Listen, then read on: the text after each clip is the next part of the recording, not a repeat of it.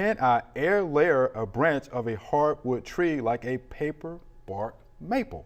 And this is from Lois and Bartlett. So air layer, hardwood tree. That's out of my Wow. expertise, but I know you can do that with some plants like azaleas and hydrangeas.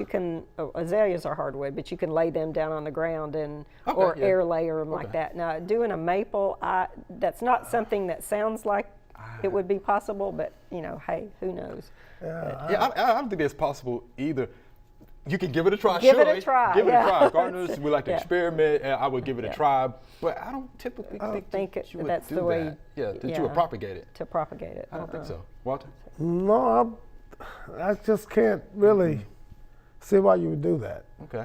So Louis, just. Yeah.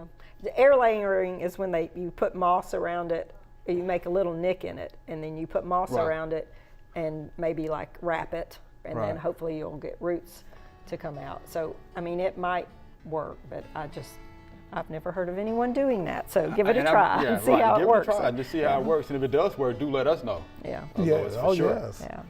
Thanks for watching the video. We hope you enjoyed. To subscribe, click below.